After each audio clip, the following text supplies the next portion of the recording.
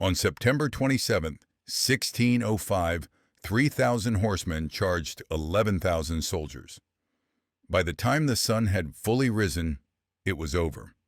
9,000 Swedes lay dead or wounded.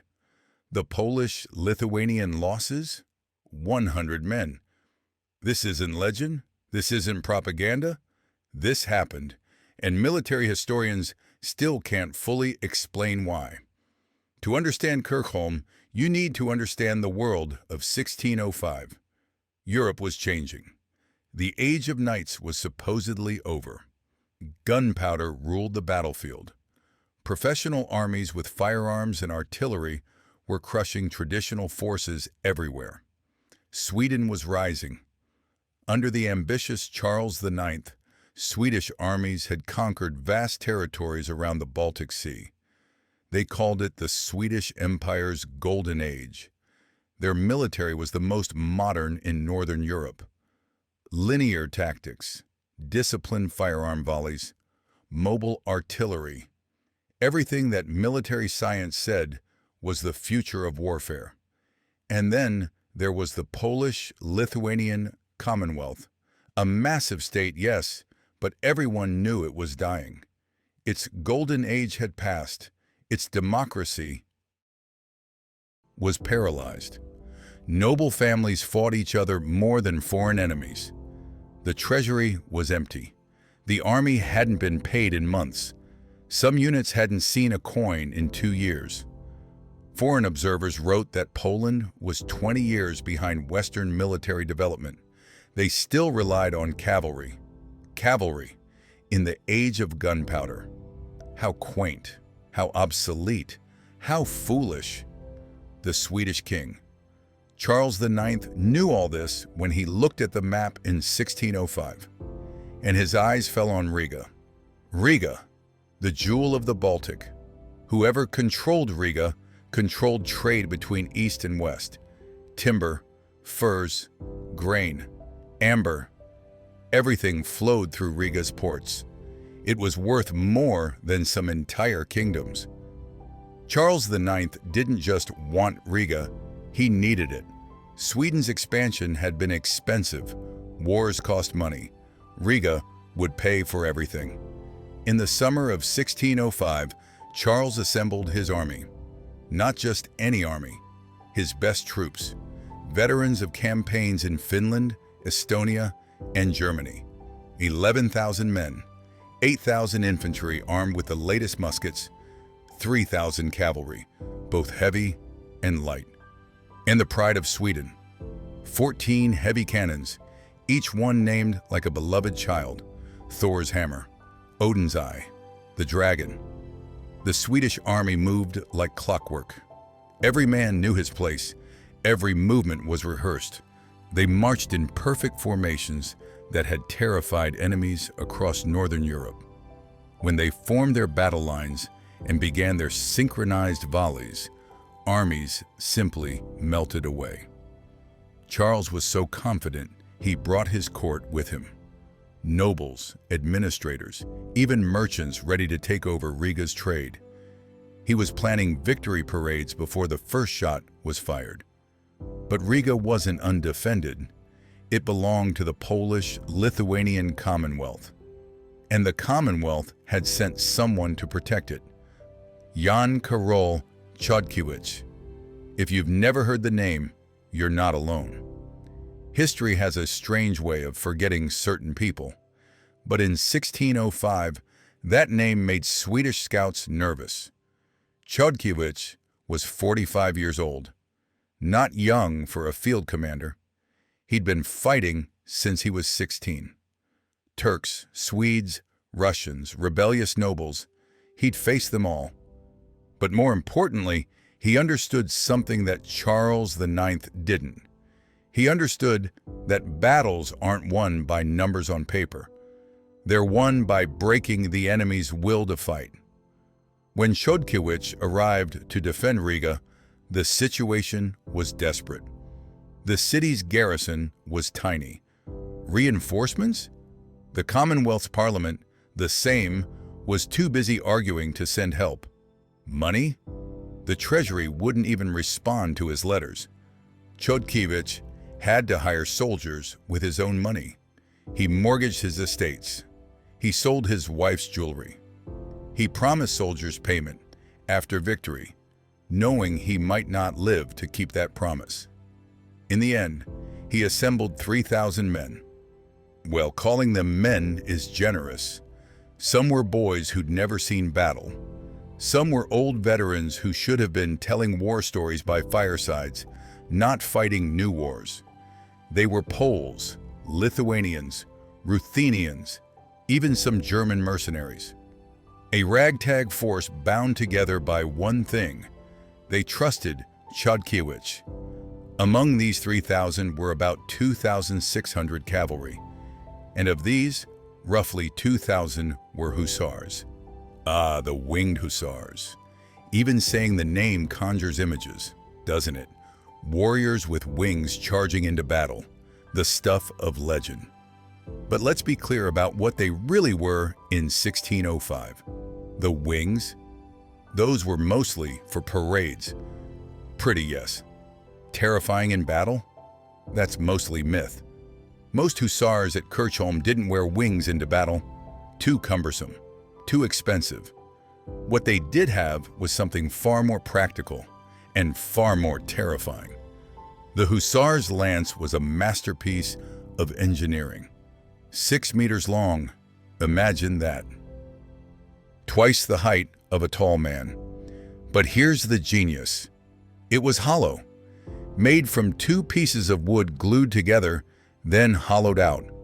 This made it light enough to control, but strong enough to punch through armor.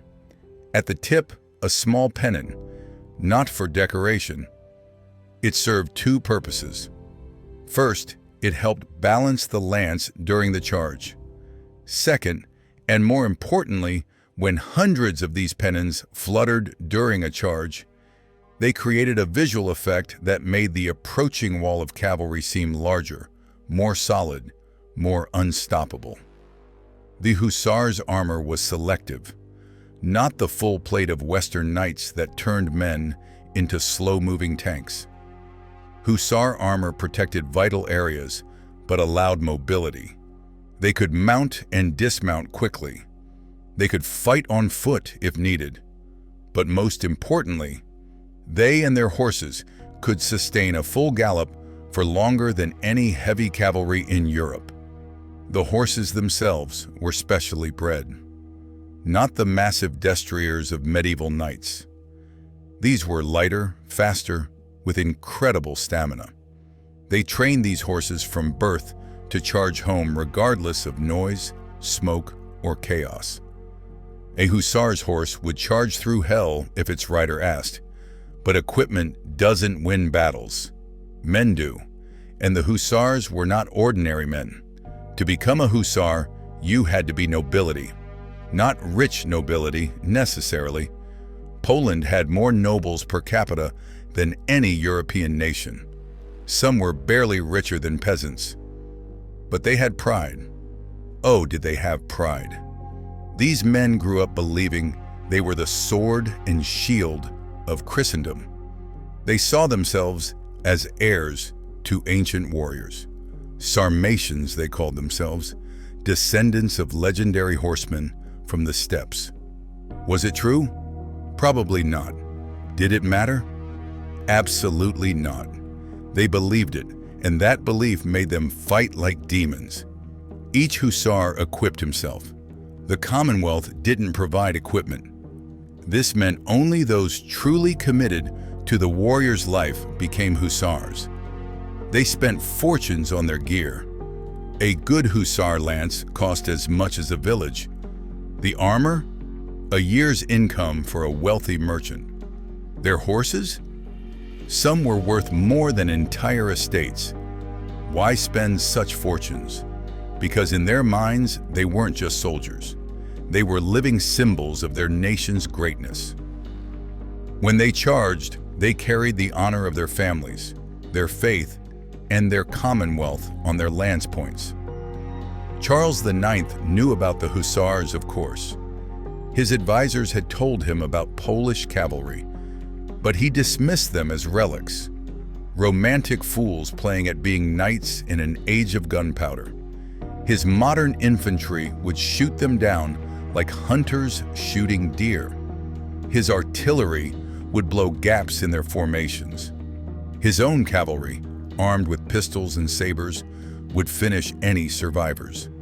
It was all so clear, so logical, so wrong. September 27th, 1605. The two armies faced each other near the village of Kirkholm, about 18 kilometers southeast of Riga. The Swedish position was perfect. They held the high ground, a gentle slope that gave their artillery perfect fields of fire. Their camp was fortified. Their lines were drawn up in the new Dutch style, long lines of musketeers who would fire in coordinated volleys, creating a continuous wall of lead that nothing could survive. Charles had placed his artillery on small hills, giving them even better range. 14 cannons, the best Swedish metallurgy could produce. Each one could fire a ball that would punch through a stone wall. What chance did horsemen have?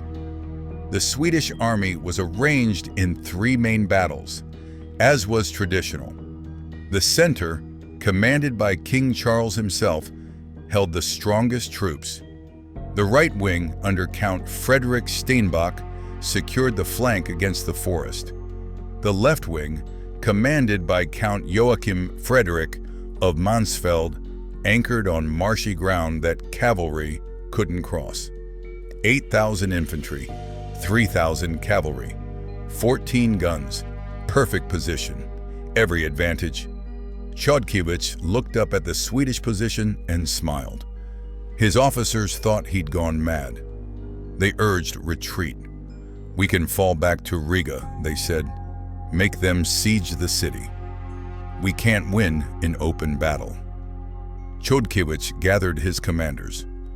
What he told them has been preserved in several accounts, though the exact words vary. The meaning, however, is clear. "Gentlemen, the enemy expects us to think like them. They count soldiers like merchants count coins. They measure victory in numbers and positions. But I ask you, when David faced Goliath, who had the advantage?" One of his younger officers, full of doubt, asked how they could possibly win. Chodkiewicz pointed to the Swedish lines. "Look at them. Perfect formations. Beautiful, like a painting. But paintings don't move. Those men trust their formation more than themselves. They trust their guns more than their courage. When that trust breaks, they will break." "But how do we break it?" another officer asked. Chodkiewicz's response has become legendary. "We make them think they've already won." The morning of September 27th was perfect for what Chodkiewicz planned. A thick autumn fog covered the battlefield. Visibility was down to 50 meters, sometimes less. The Swedish sentries could hear sounds: horses neighing, metal clinking, commands being shouted in Polish. But they couldn't see anything clearly. Charles IX wasn't worried. No sane commander attacks uphill in fog. You can't coordinate units. You can't see obstacles. You'd be charging blind into prepared positions. It would be suicide. The Swedish king ordered his men to stand ready, but not to worry. The Poles were probably using the fog to retreat. By noon, when the fog lifted, they'd be gone. Then the march to Riga could continue. At about 5 in the morning, shadows appeared in the fog. Polish light cavalry, maybe 200 riders, burst from the mist. They fired pistols at the Swedish lines, whooped and hollered like wild men, then turned and fled back into the fog. The Swedish musketeers fired a volley at the retreating shadows. Most shots hit nothing but missed. The Swedish soldiers laughed. "Polish coward!" someone shouted. Others took up the cry. "They're afraid! They're running!" 10 minutes later, it happened again. Different section of the line. More Polish light cavalry. More wild shooting. More retreat into the fog. Count Mansfeld, commanding the left wing, requested permission to pursue. Charles denied it. Hold the line. Let them waste their powder. But the provocations continued. Every few minutes, somewhere along the Swedish line, Polish riders would appear, shoot, shout insults in the broken German and Swedish, then flee. One group of Polish riders came so close that they threw mud at the Swedish infantry. Actual mud, like children in a street fight. The Swedish soldiers' discipline began to crack. These weren't soldiers they were facing. These were bandits, cowards, fools who didn't even know how to fight properly. A sergeant in the Swedish center, a veteran named Erik Larsson, would later write in his diary, "We begged our officers to let us chase them. Just a short pursuit. Teach them a lesson." The officers said no, but you could see they wanted to as well. After an hour of these pinprick attacks, something changed. A larger group of Polish cavalry appeared, maybe 500. They formed up as if for a real charge. The Swedish infantry prepared to receive them, muscles tensed, fingers on triggers. The Poles charged forward. The Swedes fired, a perfect volley, smoke and thunder. When the smoke cleared, the Poles were retreating again. But this time, they seemed panicked, disorganized. Riders were falling back in genuine disorder, not the mock retreat of before. A Swedish cavalryman, young and eager, broke ranks and pursued. Then another, then a dozen. Their officer, trying to maintain order, finally gave in and led the pursuit properly rather than let his men chase without leadership. The retreating Poles fled toward a small forest to the southeast. The Swedish cavalry followed. Some Swedish infantry, seeing the cavalry advancing and the enemy fleeing, began to advance as well. Charles IX, watching from his command position, faced a choice. Call his men back and risk looking weak, or authorize a general advance to crush these annoying raiders once and for all. The king made his decision. He ordered a general advance, not a wild charge, but a measured advance. Keep formation, keep discipline, drive these Polish fools from the field, then continue to Riga. The Swedish army began moving forward, 8,000 infantry stepping in unison, 3,000 cavalry protecting the flanks, 14 guns being repositioned to support the advance. They moved down from their perfect defensive position. They moved onto level ground. They moved exactly where Chodkiewicz wanted them. The fog was beginning to lift. Visibility improved to 200 meters, 300, 400. A Swedish officer named Hans Wachtmeister, commanding a regiment in the center, would survive the battle and write about this moment. As the fog cleared, I felt a chill that had nothing to do with the morning air. Something was wrong. The forest where the Poles had fled, it was too quiet. And our lines, in our eagerness to advance, gaps had opened. Small gaps, but gaps nonetheless. The Swedish army was now fully committed to the advance. Their perfect formation had stretched, not broken, but bent.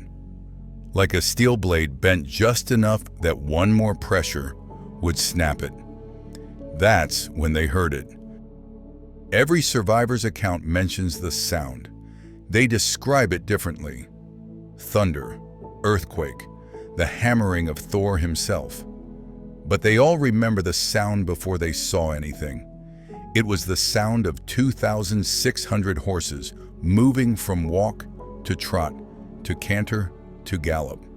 The sound of 5,000 hooves hitting earth in increasingly rapid succession.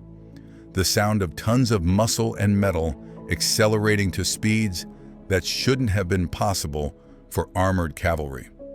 The Polish light cavalry that had been fleeing suddenly wheeled around and returned, but now they weren't alone. The forest that had seemed so quiet erupted with horsemen. Not hundreds, thousands. Chodkiewicz had hidden his entire main force in that forest. For hours, his hussars had waited in the pre-dawn darkness, listening to their light cavalry bait the trap. Horses were kept quiet with feed bags. Men dismounted to rest their mounts. Everything calculated to save strength for one perfect moment. That moment had come. The hussars emerged from the forest, already in formation. Not scattered groups converging into order. They came out as a wall. A solid, unbroken wall of horses and men and steel-tipped lances. At the center rode Chodkiewicz himself. 45 years old, supposedly past his prime, but in that moment, he was rage incarnate. His armor, specially made and ruinously expensive, caught the morning sun that was just breaking through the last of the fog. He raised his commander's mace, pointed it at the Swedish center, and spoke a single word that every hussar knew meant the difference between victory and death. Dalej! Forward!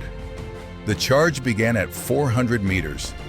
At this distance, the hussars moved at a controlled canter. The line had to be maintained. Any gap would be fatal. The Swedish musketeers, recovering from their shock, began forming their firing lines. At 300 meters, the Swedish artillery opened fire. 14 cannons roared almost as one.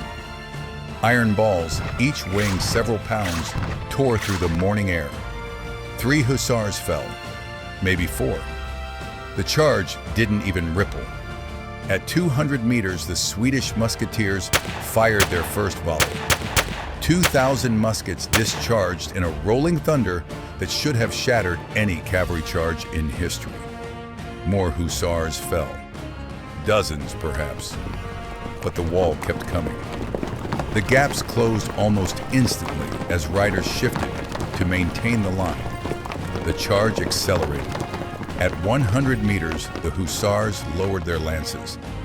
This is the moment that Swedish survivors would have nightmares about for the rest of their lives. 2,600 lances dropping from vertical to horizontal in almost perfect unison. The morning sun caught the steel points, creating a wave of light that seemed to ripple across the charging mass. The pennons snapped in the wind, creating that visual effect that made the charge seem even larger, more solid, more unstoppable. At 50 meters, the Swedish musketeers who had reloaded fired again. A ragged, panicked volley. Some hussars fell. The charge accelerated to full gallop. At 20 meters, Swedish soldiers in the front rank could see individual faces. They could see the eyes of the horses, wide with controlled fury. They could see the lance points, each one aimed at a specific target. They could see death coming at 45 kilometers per hour. Some Swedish soldiers tried to run. Others tried to form a pike wall. Some simply stood, frozen by the terrible mathematics of what was about to happen. The impact, when it came, was not like cavalry hitting infantry.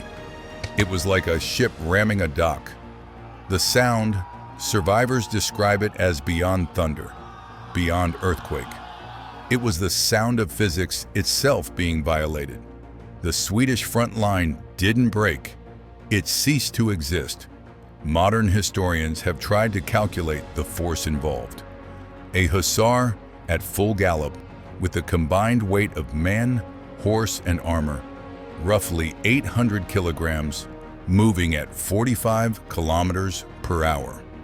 The lance point, designed to concentrate all that force into an area smaller than a coin. The result is approximately 1.5 tons of force per lance. Now multiply that by 2,000 lances hitting in the span of 3 seconds. The Swedish infantry formation, that beautiful geometric expression of military science, simply disappeared. Men were lifted off their feet and thrown backward into their comrades. Bodies were impaled and carried forward on lances until the wooden shafts snapped from the strain. Horses trampled everything in their path, their hooves crushing anything that fell. But here's what made the hussar charge truly devastating. It didn't stop. Medieval cavalry charges typically hit, did their damage, then wheeled away to regroup. The horses couldn't maintain the momentum after impact. The knights needed to recover. The hussars were different. Their lighter armor, their specially trained horses, their hollow lances that would break and be discarded, everything was designed to maintain momentum through the enemy formation. They punched through the first Swedish line and kept going. The second line, seeing what had happened to their comrades, began to waver. Some fired their muskets, most missed, their hands shaking too badly to aim. Then the hussars were among them too. The Swedish third line broke before the hussars even reached them. They had just watched two lines of veteran infantry, men who had conquered half the Baltic, get obliterated in less than a minute. They ran, but the killing had just begun. As the hussar charge shattered the Swedish center, Chodkiewicz's light cavalry, the same ones who had been fleeing earlier, swept around the flanks.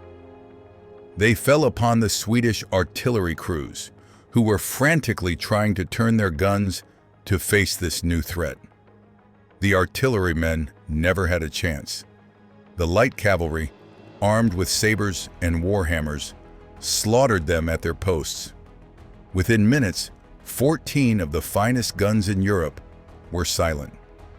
On the Swedish right wing, Count Stenbock tried to form a defensive square, the standard response to cavalry. But his men had just watched the center disintegrate. Their hands shook.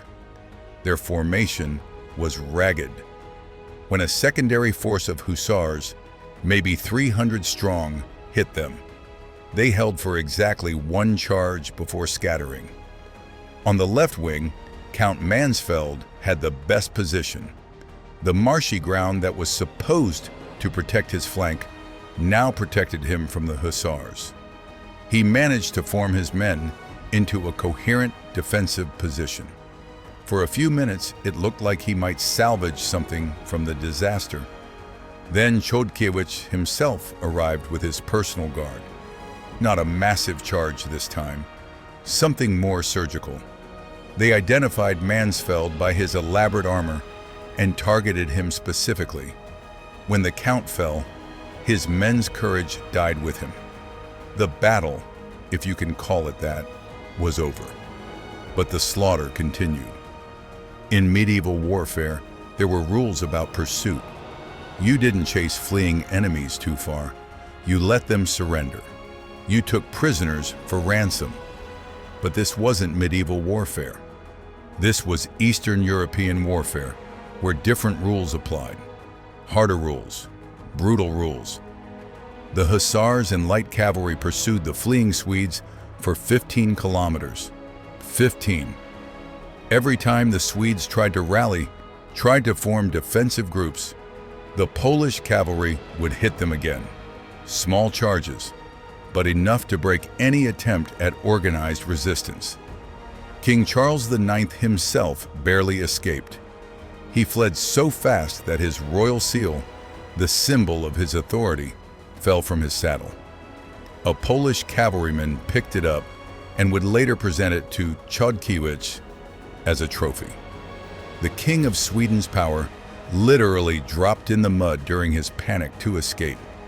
Swedish soldiers threw away weapons, armor, anything that might slow them down. The road back to Swedish territory was littered with expensive military equipment, abandoned by men who valued their lives more than their weapons. Some Swedes tried to hide in the forest. Polish light cavalry, many of them from the eastern borderlands where hunting in forests was a way of life, tracked them down. The killing continued until nightfall. When darkness finally ended the pursuit, the scale of the disaster became clear. The numbers are staggering even today.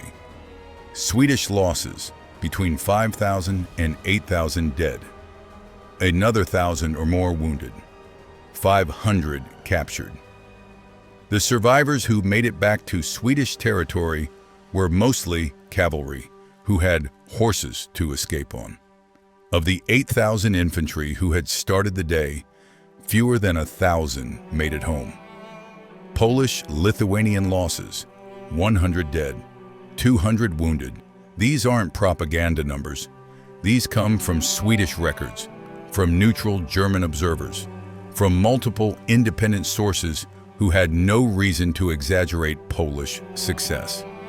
Think about that ratio. 80 Swedish soldiers died for every Polish soldier. In modern terms, it would be like an army losing a full division while only inflicting company-level casualties. Military historians have spent 4 centuries trying to explain it.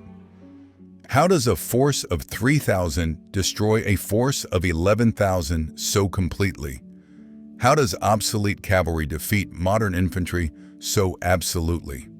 The traditional explanation focuses on tactics, Chodkiewicz's deception, the feigned retreats, the hidden assault force, the perfect timing. All true, but not the whole truth. Others point to technology. The hussar lance's reach advantage, the selective armor that balanced protection and mobility. The specially trained horses, also true, but still not complete. Some credit morale. The Swedes were overconfident, the Poles were desperate.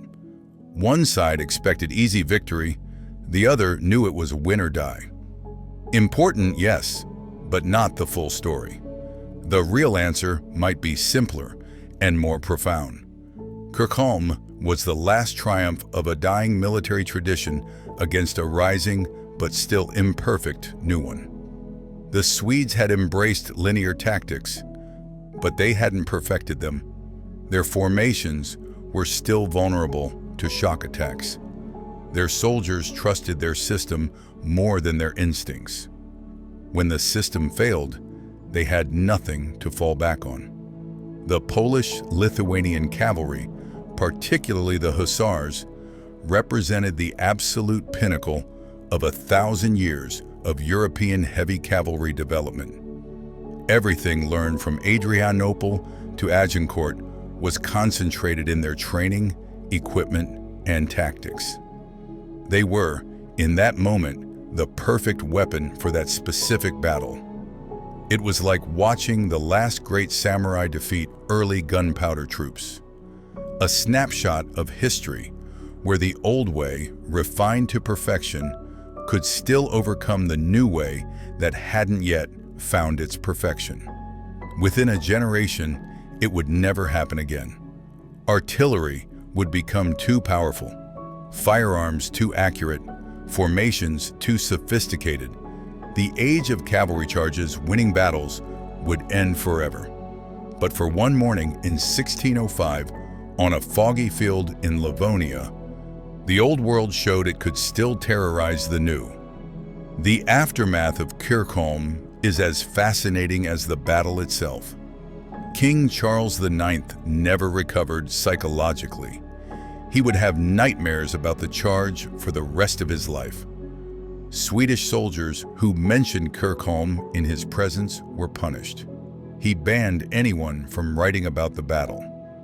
Swedish official histories simply skip September 27, 1605, as if it never happened.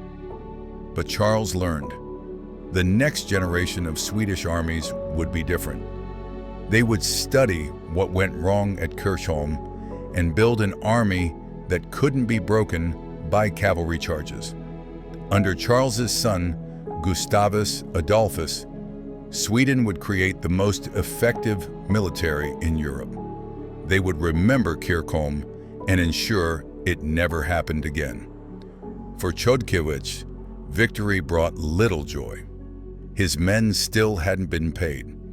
The Commonwealth's Parliament, instead of rewarding him, argued about whether the battle had been necessary. Some nobles accused him of risking too much for too little gain. He paid his soldiers from his own rapidly emptying purse. He mortgaged more estates. He begged the Commonwealth's government for support and received mostly silence. The old warrior would fight for another 16 years, winning battle after battle, each victory keeping the Commonwealth alive for a little longer. When he died in 1621, he was nearly bankrupt. The man who had saved his nation multiple times couldn't afford a proper funeral. His soldiers had to take up a collection to bury him with dignity. The hussars who had performed the miracle at Kirchholm, within 50 years they were obsolete.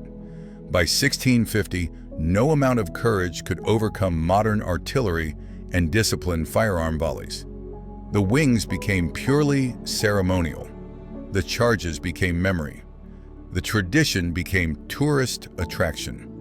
Poland-Lithuania itself would disappear from maps entirely by 1795, partition between Russia, Prussia, and Austria. The nation that had produced Europe's finest cavalry ceased to exist for over a century, which raises the question, if Poland hadn't won at Kirchholm, would it have disappeared sooner? Did Chodkiewicz and his 3,000 buy their nation another century of existence? Or did victories like Kirchholm convince Polish nobles that they didn't need to modernize, dooming them to eventual conquest? History doesn't give clean answers. But perhaps the most important legacy of Kirchholm isn't in the tactics or the politics. It's in what it represents. Every military academy in the world studies Kirchholm, not because they expect to fight cavalry battles, but because it demonstrates timeless principles. That morale can overcome numbers. That deception can overcome strength. That perfect timing can overcome perfect position. Napoleon studied Kirchholm obsessively. His cavalry charges at Austerlitz and Borodino show clear influence from Chodkiewicz's tactics. The feigned retreat followed by a concentrated assault became a signature of Napoleonic warfare. The German Wehrmacht studied Kirchholm when developing blitzkrieg tactics. The concept of using speed and shock to shatter enemy morale before they could effectively respond comes directly from battles like Kirchholm.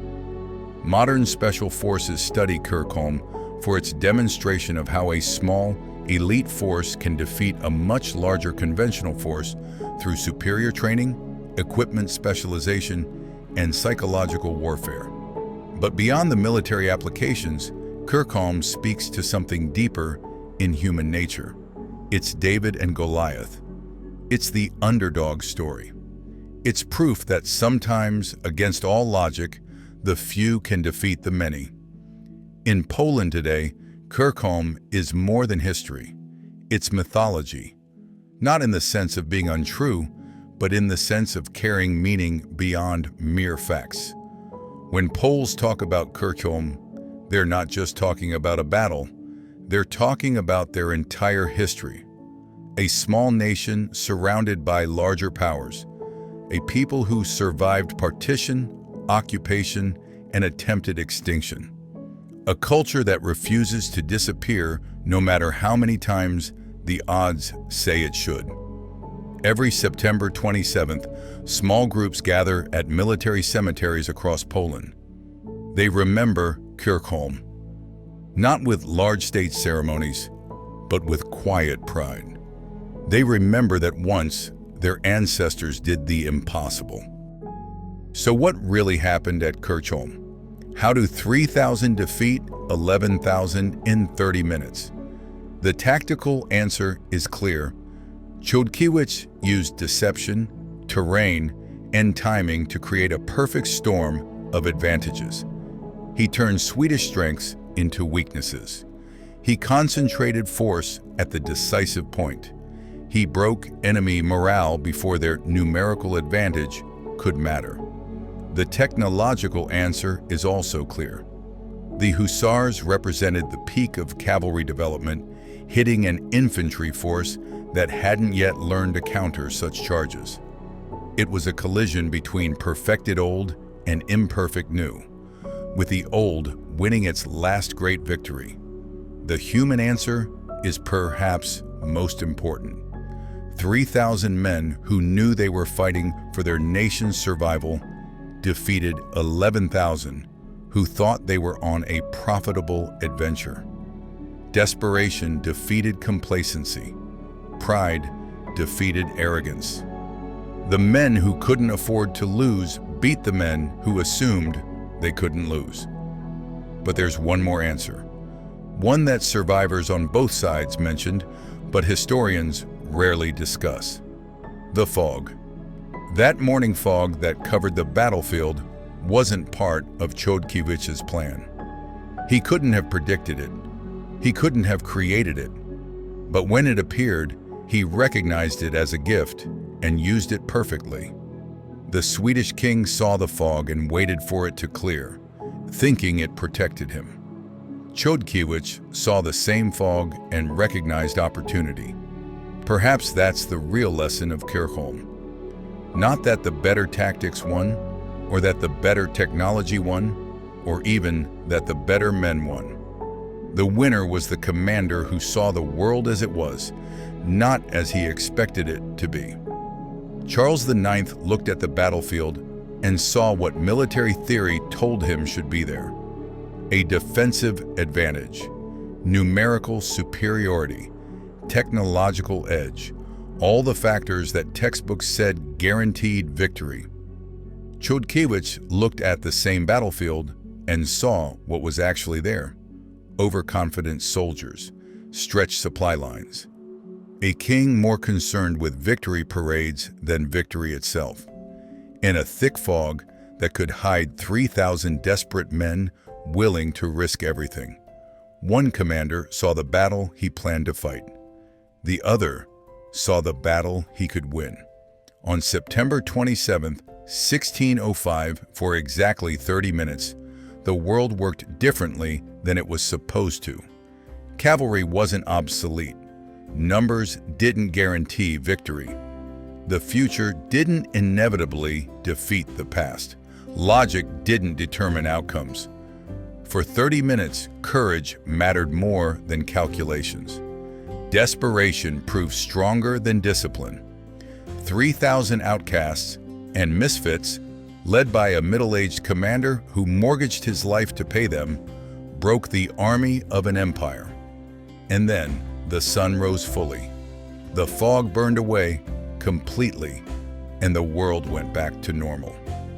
Except for the 9,000 Swedes who would never see another sunrise, and the 100 Poles who had purchased their nation another century of existence with their lives, and the 2,000 hussars who had just fought the last perfect cavalry charge in European history. They all knew, even if they couldn't articulate it, that they had witnessed something that would never happen again. The Battle of Kirchholm. 30 minutes that broke every rule of warfare. 3,000 against 11,000. 100 casualties against 9,000. The last time the old world defeated the new. And still, 400 years later, military historians stare at the numbers and whisper the same question that Swedish survivors whispered as they fled through those forests. How? How did it happen? The answer, like the morning fog that made it all possible, remains just out of reach. Visible enough to know it's real, but impossible to fully grasp. Perhaps that's fitting. Some moments in history aren't meant to be fully explained. They're meant to be remembered, to remind us that sometimes, just sometimes, the impossible happens. And when it does, it looks like 3,000 horsemen charging out of the fog, their lance points catching the dawnlight, their horses' hooves shaking the earth like thunder, their courage turning mathematics into mythology. That's Kirchholm. That's what happened when military logic broke. And that's why, 4 centuries later, we still can't stop talking about it.